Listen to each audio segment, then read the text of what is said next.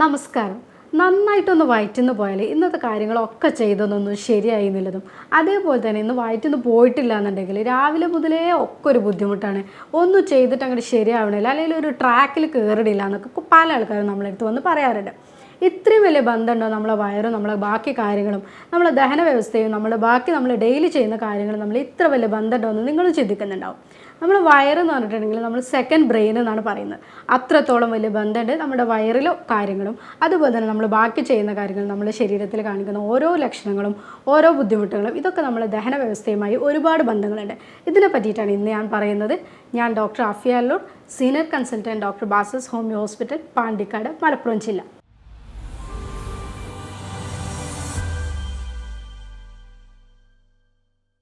ദഹന വ്യവസ്ഥ എന്ന് പറയുമ്പോൾ നമ്മൾ ഒരു ഭക്ഷണം കഴിച്ച് അത് നമ്മുടെ ആമാശയത്തിലെത്തി നമ്മുടെ ശരീരത്തിന് ആവശ്യമുള്ളതെല്ലാം ഇതിൽ നിന്ന് എടുത്ത് നമ്മൾ കോശങ്ങളിലേക്കും ടിഷ്യൂസിലേക്കൊക്കെ ആവശ്യമുള്ളതെല്ലാം വിഭജിച്ചെടുത്തിട്ട് ബാക്കിയുള്ള ഭാഗങ്ങൾ, അതായത് വേസ്റ്റ് മെറ്റീരിയൽസ് മലാശയത്തിലൂടെ കളയുന്നത് വരെയുള്ള എല്ലാ പ്രോസസ്സിനും കൂടിയിട്ടാണ് നമ്മുടെ ദഹന വ്യവസ്ഥ അല്ലെങ്കിൽ ദഹന വ്യൂഹം എന്നൊക്കെ പറയുന്നത്. പക്ഷേ ഈ പ്രശ്നങ്ങൾ ഇതിൽ എന്തെങ്കിലും തരത്തിൽ ഈ ഒരു പാർട്ടിൽ എന്തെങ്കിലും തരത്തിലുള്ള പ്രശ്നങ്ങൾ വരിക, ഇങ്ങനെയൊക്കെ ഉണ്ടാകുമ്പോൾ നമ്മുടെ ശരീരത്തിൽ ഒരുപാട് രീതിയിലാണ് ഇത് ആൾക്കാർക്ക് പ്രസൻറ്റ് ചെയ്യാറുള്ളത്. പല രീതിയിലുള്ള ലക്ഷണങ്ങളാണ് ഇത് പുറത്ത് കാണിക്കുക. പക്ഷേ ഇതിൻ്റെ എല്ലാം തന്നെ മൂലകാരണങ്ങൾ നോക്കുമ്പോൾ എന്താ, അവരുടെ വയറ്റിന്ന് ശരിക്കും പോകുന്നില്ല, അല്ലെങ്കിൽ വയറ് നല്ല ഫ്രീ അല്ല, ഇതിന് അവിടെ എന്തൊക്കെയോ ഒരു പ്രശ്നങ്ങളുണ്ട്. ഇതൊക്കെ ഒന്ന് നന്നായിട്ട് ഫ്രീ ആയിട്ട് പോവുകയാണെന്നുണ്ടെങ്കിൽ നമുക്ക് പല കാര്യങ്ങളും ശരിക്കും ചെയ്യാൻ പറ്റും എന്നൊക്കെ പറയാറുണ്ട് അല്ലേ. അപ്പോൾ ഇങ്ങനെ പറയുന്ന ഒരു കാര്യത്തിനെ പറ്റിയിട്ടാണ് നമ്മളിന്ന് പറയുന്നത്. കൂടുതൽ പേര് നന്നായിട്ടൊന്ന് വയറ്റിന്ന് പോകാൻ വേണ്ടിയിട്ട് പല കാര്യങ്ങളും ചെയ്യുന്ന ആൾക്കാരായിരിക്കും.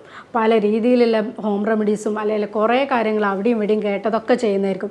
അതിനൊക്കെ എന്തിനു വേണ്ടിയിട്ടാണ്, നമ്മൾ ഭക്ഷണം നന്നായിട്ട് എടുക്കും. നമുക്ക് അവിടെ നിന്ന് കിട്ടുന്നതും ഇവിടുന്ന് കിട്ടുന്നതും കാര്യങ്ങളെല്ലാം കൂടി ഭക്ഷണം എത്ര രീതിയിലും വേണമെങ്കിൽ അവർക്ക് എടുക്കാൻ പറ്റും. പക്ഷേ ഈ എടുത്ത ഭക്ഷണങ്ങളൊക്കെ തന്നെ ഒന്ന് പോകണ്ടേ, പോയാലല്ലേ ഇതിൽ പിന്നെ അടുത്തെടുക്കാൻ പറ്റുള്ളൂ എന്നുള്ള രീതിയിൽ അവർ ചിന്തിക്കാറുണ്ട്. പക്ഷേ ഇത് ശരിക്കും പോകുന്നില്ല, അല്ലെങ്കിൽ പോയിട്ടില്ല, പോകുന്നതിനുള്ള ബുദ്ധിമുട്ടുകൾ ഇങ്ങനത്തതൊക്കെ തന്നെ കൊണ്ടാണ് പല രീതിയിലുള്ള ലക്ഷണങ്ങൾ നമ്മൾ സ്കിന്നിൻ്റെ പുറത്ത്, അതേപോലെ തന്നെ സ്ട്രെസ്സായിട്ട് അല്ല പല രീതിയിലും ലക്ഷണങ്ങൾ നമുക്ക് പുറത്ത് കാണിക്കാറുണ്ട്. ഇന്ന് ഞാൻ പറയുന്നത് നമ്മുടെ ചർമ്മരോഗവുമായി എന്തൊക്കെയാണ് നമ്മുടെ ദഹന വ്യവസ്ഥയായിട്ടുള്ള ബന്ധങ്ങളാണെന്ന് പറയുന്നത്. ഇപ്പോൾ നിങ്ങൾ ചിന്തിക്കുന്നുണ്ടാവും ചർമ്മരോഗമായിട്ടും ദഹന വ്യവസ്ഥയ്ക്ക് ബന്ധമുണ്ടോ എന്നുള്ളതല്ലേ. അപ്പോൾ അങ്ങനെ ബന്ധമുണ്ട്. പല പഠനങ്ങളും തെളിയിച്ചിട്ടുണ്ട്. നമ്മൾ ചർമ്മത്തിൽ കാണിക്കുന്ന ഒരുപാട് അസുഖങ്ങൾ നമ്മുടെ മര്യാദയ്ക്ക് നമ്മുടെ ദഹന വ്യവസ്ഥ നടന്നിട്ടില്ലെങ്കിൽ, അല്ലെങ്കിൽ ആമാശയത്തിൽ നിന്ന് കുടലിൽ നിന്നൊക്കെ തന്നെ വേസ്റ്റ് മെറ്റീരിയൽ പുറന്തള്ളപ്പെട്ടിട്ടില്ലെങ്കിൽ ഇതൊക്കെ തന്നെ നമ്മുടെ സ്കിന്നിൽ പല ലക്ഷണങ്ങളായിട്ട് നമ്മൾക്ക് കാണിച്ചു തരുന്നുള്ളത് പല പഠനങ്ങളിലും ഇന്ന് തെളിയിച്ച കാര്യങ്ങളാണ്. ഇങ്ങനെ പറയുമ്പോൾ നമുക്ക് ഒരുപാട് ഭക്ഷണങ്ങൾ എടുക്കുക എന്നുള്ളതിന് പുറമെ നല്ല ഭക്ഷണങ്ങൾ നല്ല രീതിയിൽ എടുത്താൽ തന്നെ വയറ്റിന്ന് പോകാനും അതേപോലെ തന്നെ ഇങ്ങനത്തെ ബുദ്ധിമുട്ടുകളൊക്കെ പരമാവധി നമുക്ക് ഒഴിവാക്കാൻ പറ്റും. കൂടുതൽ പേഷ്യൻസ് നമ്മുടെ അടുത്ത് പറയാറുള്ളത് മലബന്ധം അല്ലെങ്കിൽ വയറ്റിന്ന് പോകാനുള്ള ബുദ്ധിമുട്ട്, എന്തെങ്കിലും ഒന്ന് കഴിച്ചാൽ തന്നെ വയറ് വീർത്ത് വരിക, വീർത്ത് ഏമ്പക്കം പോലെ വരിക, അല്ലെങ്കിൽ കീഴ്വായിട്ട് പോവുക, അല്ലെങ്കിൽ ഒന്നും കഴിച്ചിട്ട് അങ്ങോട്ട് ശരിയാവണില്ല. ഒരു തുള്ളി കഴിക്കും, നല്ല വിശപ്പാണ് ഡോക്ടർ, പക്ഷേ ഒരു തുള്ളി കഴിക്കുമ്പോഴേക്ക് ആ വിശപ്പൊക്കെ അങ്ങോട്ട് മാറിപ്പോകുക. ഒരു 1-2 ഉരുളയൊക്കെ ഞാൻ കഴിച്ചിട്ടുള്ളൂ, അപ്പോഴേക്ക് ഫുള്ളായിട്ട് വയറിങ്ങനെ ബ്ലോട്ട് ചെയ്ത് ഫുള്ളിങ്ങനെ സ്തംഭനം പോലെ നിൽക്കുക, വയറ് കെട്ടി നിൽക്കുകയാണ്, അല്ലെങ്കിൽ കല്ലിച്ച് നിൽക്കുകയാണ്. ഇങ്ങനെയൊക്കെയാണ് കൂടുതൽ പേര് പറയാറുള്ളത്. ഇങ്ങനെയൊക്കെയുള്ള ആൾക്കാർക്ക് എന്താണെന്ന് പറഞ്ഞാൽ അവർ സ്കിന്നിൽ നമ്മൾ നോക്കുമ്പോൾ ചർമ്മത്തിലേക്ക് പോകുമ്പോൾ ഏതെങ്കിലും രീതിയിലുള്ള ചർമ്മ ലക്ഷണങ്ങൾ കാണിക്കാറുണ്ട്. നമ്മൾ കൂടുതലായിട്ട് പറയുന്നത് എക്സിമ, കരപ്പൻ എന്നുള്ള രോഗം, അതേപോലെ സോറിയാസിസ്, മുഖക്കുരു, കൺതടത്തിലൊക്കെ ഉള്ള കറുത്ത പാടുകൾ, ഇങ്ങനെ പല ലക്ഷണങ്ങളിലേക്കും ഇത് നയിക്കാറുണ്ട്. എക്സിമ, കരപ്പൻ എന്നൊക്കെ പറയുന്നത് പൊതുവെ നമുക്ക് കുട്ടികൾക്ക് കാണിക്കുന്ന ഒരു അസുഖമാണ്. പക്ഷേ ഇത് മുതിർന്നവരിലും കാണിക്കുന്നുണ്ട്. ഇത് കൂടുതലായിട്ട് കാണുന്നത് ചർമ്മത്തിലൊക്കെ പൊട്ടി വരിക, അതുപോലെ അമിതമായിട്ട് സ്കിന്ന് ഡ്രൈ ആയിട്ട് ചർമ്മം പൊട്ടി വരണ്ട, അല്ലെങ്കിൽ കുമിളകൾ പോലെ വരിക, എന്നിട്ട് അത് പൊട്ടി ഇങ്ങനെ അടർന്നു പോകുന്ന രീതിയിലൊക്കെയാണ് കാണാറ്. ഇവിടെ എന്താണ് വയറിനായിട്ടുള്ള ബന്ധം നിങ്ങൾ ചിന്തിക്കുന്നുണ്ടാവും. നമ്മളെ ഗട്ടിൽ പ്രോപ്പറായിട്ട് കുറേ ബാക്ടീരിയാസ് ഉണ്ട്, നല്ല ബാക്ടീരിയാസ് ഉണ്ട്. ഈ നല്ല ബാക്ടീരിയാസിന് എന്തെങ്കിലും ഇംബാലൻസ് വരിക, അവരുടെ ആ ഒരു പോകുന്ന ഒരു സന്തുലിതാവസ്ഥയ്ക്ക് എന്തെങ്കിലും തകരാറുകൾ വരുമ്പോൾ അത് സ്കിന്നിലൂടെ പൊട്ടി പുറത്തേക്ക് കാണിക്കാറുണ്ട്. അങ്ങനെയാണ് കൂടുതൽ പേർക്ക് നമ്മൾ എക്സിമും കാര്യങ്ങളൊക്കെ കാണാറുണ്ട്. നമ്മൾ ഇങ്ങനത്തെ എക്സിമിൻ്റെ ഒക്കെ ട്രീറ്റ്മെൻറ്റ് എടുക്കുമ്പോൾ ഫസ്റ്റ് അവരെ വയറാണ് നന്നാക്കാറുള്ളത്. ബയല്, പിത്തരസം ഇങ്ങനത്തെ സാധനങ്ങളൊക്കെ നന്നായിട്ട് പോകുന്നുണ്ടോ, മോഷൻ കറക്റ്റായിട്ട് നടക്കുന്നുണ്ടോ, ഈ കാര്യങ്ങളിലേക്കൊക്കെ നമ്മളൊന്ന് അവർക്ക് കേസ് എടുക്കുന്ന സമയത്ത് ചോദിക്കുമ്പോൾ തന്നെ നമ്മൾക്കിത് മെയിനായിട്ട് കിട്ടാറുണ്ട്. ഡോക്ടറെ വയറ് ശരിയല്ല എന്നുള്ളത് അവർ ഫസ്റ്റ് തന്നെ എടുത്ത് പറയാറുണ്ട്. സോറിയാസിസ് കൂടുതൽ നിങ്ങൾ കണ്ടിട്ടുണ്ടാവും. സ്കിന്ന് നല്ല ചുമന്ന കളറിൽ വരും. അതേപോലെ തന്നെ സ്കിൻ ഇങ്ങനെ പൊട്ടി പൊട്ടി പോകുന്ന, അല്ലെങ്കിൽ പൊളിഞ്ഞ് നിൽക്കുമ്പോൾ തന്നെ അതിൻ്റെ ഉള്ളിൽ രക്തം കാണാം. സ്കിൻ ഇങ്ങനെ സ്കെയിലാണ് കൂടുതലായിട്ട് കാണിക്കുക. ഇവിടെ എന്താ വെച്ചാൽ ഇതും ഇതേപോലെ തന്നെ ഗട്ടിൻ്റെ പ്രോപ്പർ ഹെൽത്തുമായിട്ട് ബന്ധപ്പെട്ടതാണ്. ഇവിടെ ഇത് നമ്മൾ മുന്നേ പറഞ്ഞ എക്സിമയിൽ പറഞ്ഞ പോലെ തന്നെയാണ് സംഭവിക്കുന്നത്. പ്രോപ്പറായിട്ടുള്ള ഗട്ടിലുള്ള കാര്യങ്ങളും മോഷൻസും ഒന്നും നടന്നിട്ടില്ലെങ്കിൽ, നമ്മൾ ദഹന വ്യവസ്ഥയിൽ എന്തെങ്കിലും പ്രശ്നങ്ങളുണ്ടെങ്കിൽ, നന്നായിട്ടൊന്ന് വയറ്റുന്ന് പോയിട്ടില്ലെങ്കിൽ, ഇങ്ങനെയൊക്കെയുള്ള ആൾക്കാർക്കും ഇതേ രീതിയിൽ സോറിയാസിസിൻ്റെ ബുദ്ധിമുട്ടൊക്കെ കാണിക്കാറുണ്ട്. ഏക്നെ അല്ലെങ്കിൽ മുഖക്കുരു, ഇവിടെ എന്താണെന്ന് വെച്ചാൽ ശരീരത്തിൽ നല്ല രീതിയിൽ വിസർജ്യാവസ്ഥകളൊക്കെ ഒഴിവാക്കിയിട്ടില്ലെങ്കിൽ ഇതൊക്കെ ഈ വേസ്റ്റ് മെറ്റീരിയലൊക്കെ ശരീരത്തിൽ തന്നെ അടിഞ്ഞു കൂടുകയും അത് ഈ മുഖക്കുരുവിലെ രീതിയിലൊക്കെ പുറത്ത് ചാടുന്നതായിട്ടാണ് കൂടുതൽ കാണാറുള്ളത്. കൂടുതലായിട്ടും സ്ത്രീകളിലും അതുപോലെ തന്നെ കുട്ടികളിലും ഒക്കെ തന്നെ ഈ ലക്ഷണങ്ങൾ ഇപ്പോൾ കാണിക്കുന്നുണ്ട്. ഹോമിയോപ്പതിയിൽ ഞങ്ങൾ കേസ് എടുക്കുന്ന സമയത്ത് ഞങ്ങളൊരു സ്കിന്ന് എന്നുള്ളതിൻ്റെ ലക്ഷണങ്ങൾ ചോദിക്കാതെ തന്നെ അത് നമ്മൾക്ക് പുറമെ കാണിച്ചു തരുന്ന ഒരു ലക്ഷണങ്ങളായിട്ട് എടുത്തുകൊണ്ട് തന്നെ അതിൻ്റെ ഉള്ളിലേക്ക് എന്താണ് ലക്ഷണങ്ങൾ എന്ന് എപ്പോഴും ചോദിക്കാറുണ്ട്. അവരുടെ ഡെയിലി വയറ്റുന്ന് പോകുന്നുണ്ടോ, അല്ലെങ്കിൽ എത്ര വട്ടമായിട്ടാണ് പോകുന്നത്, എത്ര ദിവസം കൂടുമ്പോഴാണ് പോകുമ്പോൾ അവർ സാറ്റിസ്ഫൈഡ് ആണോ, ഇങ്ങനെ കുറേ കാര്യങ്ങൾ ഞങ്ങൾ അന്വേഷിക്കാറുണ്ട്. ഈ കാര്യങ്ങളൊക്കെ ചോദിക്കുമ്പോഴാണ് ഞങ്ങൾക്ക് കൂടുതലായിട്ട് ഇതെല്ലാം കിട്ടാറുള്ളത്. നല്ല രീതിയിൽ പോകുന്നതിൽ സാറ്റിസ്ഫൈഡ് അല്ല, 1-2 ദിവസം കൂടുമ്പോഴാണ് പോകുന്നത്, പോയാൽ തന്നെ ആ ഒരു സംതൃപ്തി കിട്ടുന്നില്ല, വീണ്ടും വീണ്ടും പോകണം എന്നില്ല തോന്നൽ, പോയാൽ തന്നെ വയറിനൊരു ഏമ്പക്കാണ്, എന്തെങ്കിലും കഴിച്ചാൽ തന്നെ ഭയങ്കരമായിട്ട് മുട്ടൽ പോലെ വരികയാണ്, വയറിങ്ങനെ വീർത്ത് കെട്ടി നിൽക്കുകയാണ് ഡോക്ടർ എന്നുള്ള രീതിയിലൊക്കെ പറയാറുണ്ട്. നമ്മളൊരു പ്രോപ്പറായിട്ടുള്ള അവരുടെ ദഹന വ്യവസ്ഥയ്ക്ക് അല്ലെങ്കിൽ ഗട്ടിൻ്റെ ഹെൽത്തൊക്കെ നന്നാക്കി എടുക്കുമ്പോൾ തന്നെ അവരുടെ സ്കിന്നും സ്വാഭാവികമായിട്ട് നന്നാവുന്നത് നമ്മൾ കാണാറുണ്ട്. ഇങ്ങനത്തെ ആൾക്കാരോട് നമ്മൾ ഈ കുറേ ഭക്ഷണങ്ങൾ കഴിക്കുക എന്നതിന് പുറമെ നല്ല ഭക്ഷണങ്ങൾ കഴിക്കുക, അല്ലെങ്കിൽ പോഷകാഹാരങ്ങൾ കൂടിയ ഒരു സമീകൃതാഹാര രീതിയിലേക്ക് പോകുക എന്നുള്ളതാണ് കൂടുതലായിട്ട് സജസ്റ്റ് ചെയ്യാറുള്ളത്. അനുഭവത്തിൻ്റെ വെളിച്ചത്തിൽ പറയുകയാണെങ്കിൽ നന്നായിട്ട് വെള്ളം കുടിക്കുക, പച്ചക്കറികളും പഴങ്ങളും പോഷകാഹാരങ്ങളും കൂടുതലായിട്ടുള്ള ഫൈബർ കണ്ടൻറ്റ് കൂടുതലടങ്ങിയ ഭക്ഷണങ്ങൾ കൂടുതലായിട്ട് എടുക്കുക, അമിതമായിട്ടുള്ള ജങ്ക് ഫുഡ് പരമാവധിയായിട്ട് ഒഴിവാക്കുക, അമിതമായിട്ട് മധുരം എടുക്കുന്നത് ഒഴിവാക്കുക, പിന്നെ ഈ സ്വീറ്റ്സ് കാര്യങ്ങൾ, മിഠായി കാര്യങ്ങൾ, അങ്ങനത്തെ ചോക്ലേറ്റ്സ് ഇതൊക്കെ കൂടുതലായിട്ട് എടുക്കുന്നതൊക്കെ ഫുള്ളായിട്ട് തന്നെ ഒഴിവാക്കുക. ഇങ്ങനെയൊക്കെ ചെയ്യുന്ന സമയത്ത് അവരുടെ സ്കിന്നിലെല്ലാം നമുക്ക് ഒരുപാട് നന്നാക്കാൻ പറ്റാറുണ്ട്. ഇങ്ങനെ പറയുമ്പോൾ പേഷ്യൻസ് തന്നെ ചോദിക്കാറുണ്ട്, ഡോക്ടർ ഒരു സ്കിന്നിൻ്റെ പുറത്തിൽ ഈ ഒരു കാര്യങ്ങൾ കാണിക്കാനല്ലേ ഞങ്ങൾ വന്നത്, ഇത്രയും ചോക്ലേറ്റ്സും കാര്യങ്ങളും ഇതൊക്കെ ഞങ്ങൾ എടുക്കുന്നതൊക്കെ ഒഴിവാക്കാൻ പറയണമെന്നുള്ളത്. പക്ഷേ നമ്മൾ അവരോട് പ്രോപ്പറായിട്ടുള്ള ഗട്ട് നന്നാക്കുക എന്നുള്ള രീതിയിലാണ്, അവരെ നല്ലൊരു ദഹന വ്യവസ്ഥ അവർക്ക് കിട്ടുക എന്നുള്ള രീതിയിൽ പറയുമ്പോൾ സ്വാഭാവികമായിട്ടും അവർ നല്ല ഭക്ഷണങ്ങളും കാര്യങ്ങളും എടുക്കുക, നന്നായിട്ട് വെള്ളം എടുക്കുക, ഇങ്ങനെയൊക്കെ ചെയ്യുന്ന സമയത്ത് തന്നെ ഇപ്പോൾ നമ്മൾ ഈ പറഞ്ഞ ഭക്ഷണങ്ങളൊക്കെ ഒഴിവാക്കുന്നതോടുകൂടി തന്നെ അവർക്ക് നല്ലൊരു സ്കിന്നും കിട്ടും, നല്ലൊരു ദഹന വ്യവസ്ഥയും കൂടി അവർക്ക് കിട്ടാറുണ്ട്. ഇന്നിപ്പോൾ സോഷ്യൽ മീഡിയയിലൊക്കെ തന്നെ കൂടുതലായിട്ട് ചർച്ച ചെയ്യുന്ന ഒരു സാധനമാണ് പ്രീബയോട്ടിക് പ്രോബയോട്ടിക്സ് എന്നുള്ളത്.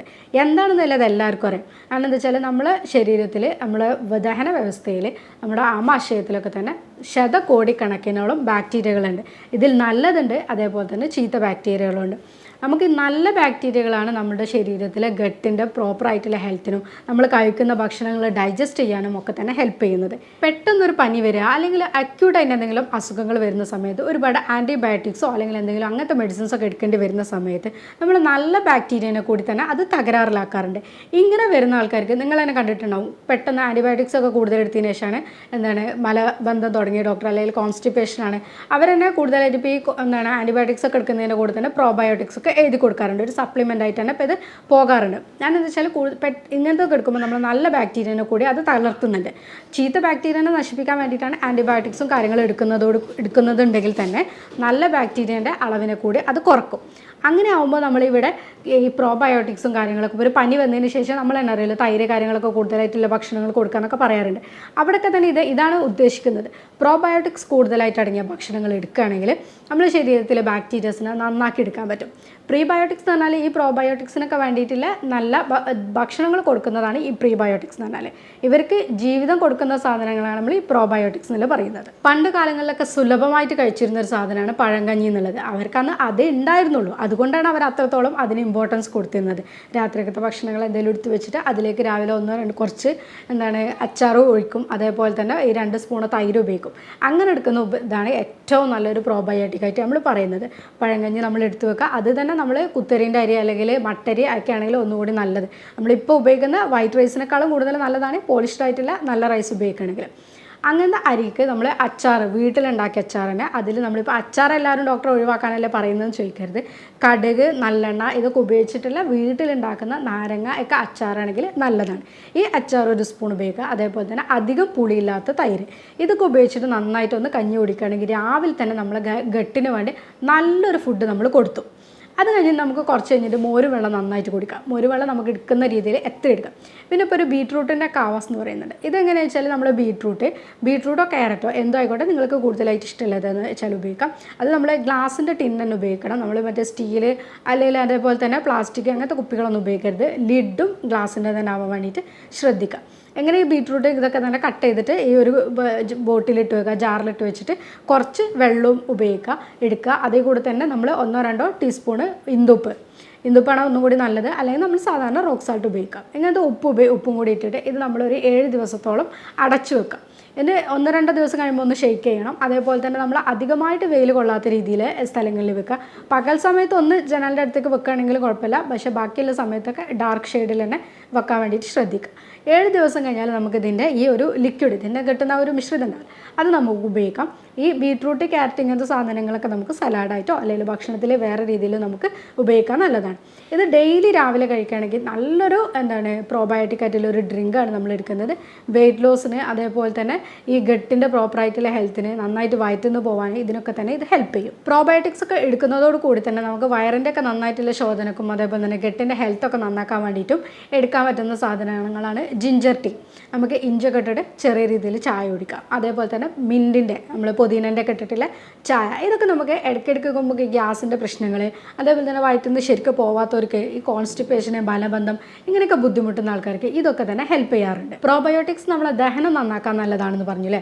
അതേപോലെ ഇപ്പോൾ നമ്മൾ മുന്നേ പറഞ്ഞ രീതിയിൽ ചർമ്മം നന്നാക്കാൻ, ഈ സ്ത്രീകളെ കേസിലൊക്കെ ആണെങ്കിൽ വജൈനയിൽ ഇൻഫെക്ഷൻ വരിക, അല്ലെങ്കിൽ യോനി നാളത്തിൽ ഇടയ്ക്കിടയ്ക്ക് ഓരോ ഇൻഫെക്ഷനുകൾ വരിക, വജൈന ഡ്രൈ ആയി നിൽക്കുക, മൂത്രനാളികളിലെ ഇൻഫെക്ഷൻ, ഇടയ്ക്കിടയ്ക്ക് മൂത്രപ്പഴുപ്പ് വരിക, അതേപോലെ തന്നെ ചില വാദങ്ങൾ, സന്ധിവാദം, പിന്നെ സ്ട്രെസ്സ് കാര്യങ്ങളെ കുറക്കാൻ, പിന്നെ ചില ഈ പെട്ടെന്ന് ഇൻഫെക്ഷൻ കാര്യങ്ങളൊക്കെ കുറക്കാൻ, ഇതിനൊക്കെ തന്നെ സൈനസൈറ്റിസ്, ഇടയ്ക്കിടയ്ക്ക് തലവേദന, ഇങ്ങനത്തെ കാര്യങ്ങളൊക്കെ കുറക്കാനും വേണ്ടിയിട്ട് ഈ പ്രോബയോട്ടിക്സ് ഹെൽപ്പ് ചെയ്യുന്നുണ്ട്.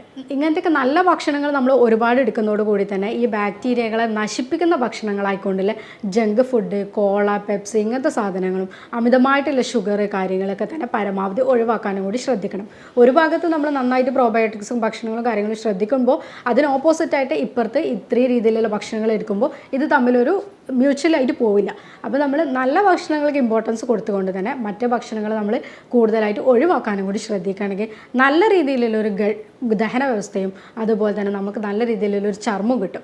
ഇങ്ങനെ ആകുമ്പോൾ തന്നെ ഒരുവിധം നമ്മളെല്ലാ പ്രശ്നങ്ങളും നമുക്ക് ഒഴിവാക്കാൻ പറ്റും. ഈ പ്രോബയോട്ടിക്സിനൊക്കെ തന്നെ നമ്മൾ ഫ്രണ്ട്ലി ബാക്ടീരിയ എന്നാണ് പറയുന്നത്. ഗട്ടിനെ നമ്മൾ സെക്കൻഡ് ബ്രെയിൻ എന്ന് പറഞ്ഞ പോലെ ഇത് രണ്ടും നമുക്ക് ഒരേപോലെ വേണ്ടതാണ്. അപ്പോൾ നമ്മൾ ബ്രെയിൻ നന്നാക്കാൻ നമ്മളെപ്പോഴും ഒരുപാട് കാര്യങ്ങൾ ചെയ്യാറുണ്ട്. പക്ഷേ ആരും തന്നെ നമ്മൾ ദഹന വ്യവസ്ഥയെ നന്നാക്കാൻ അതൊന്നും വലിയ വിഷയമല്ല എന്നുള്ള രീതിയിലാണ് കൂടുതൽ പേര് പോവാറുള്ളത്. പക്ഷേ ദഹന വ്യവസ്ഥ നന്നായി തന്നെ അന്നത്തെ ദിവസം നന്നായി എന്ന് പല പേഷ്യൻസും പറയുന്നതിൻ്റെ അനുഭവത്തിൽ പറയാണ്.